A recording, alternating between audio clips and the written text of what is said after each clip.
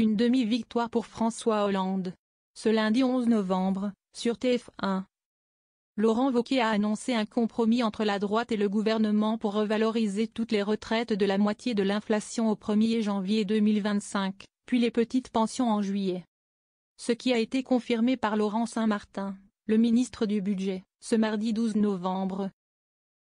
Une mesure qui ne semble pas faire l'unanimité au sein des troupes d'Ensemble pour la République, EPR.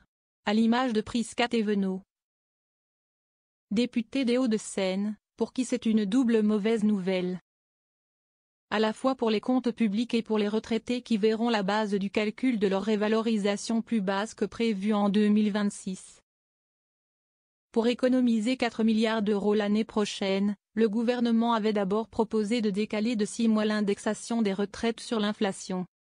Ce qui devait donc être le cas au 1er juillet 2025.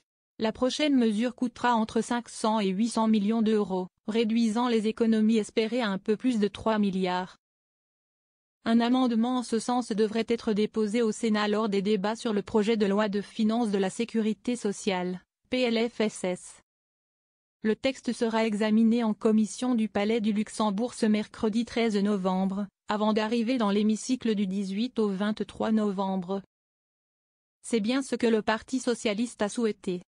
Ce qui m'a étonné dans cette annonce, c'est que ce soit un président de parti, droite républicaine, qui la fasse et pas le Premier ministre. A indiqué François Hollande au micro de Public Sénat, en marge de l'émission Au bonheur des livres.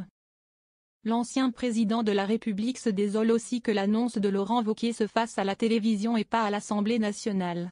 Ainsi un débat aurait pu avoir lieu.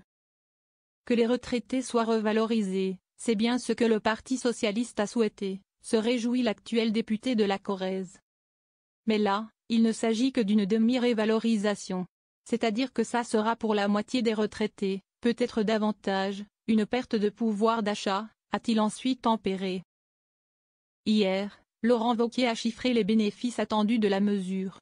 Pour une retraitée, aide-soignante, qui touche 1 000 euros de retraite par mois, ça va représenter un gain sur l'année de 200 euros. A affirmé l'ancien président de la région Auvergne-Rhône-Alpes. Pour financer cette révalorisation, le député souhaite aller chercher 1 milliard dans la rationalisation de la bureaucratie administrative.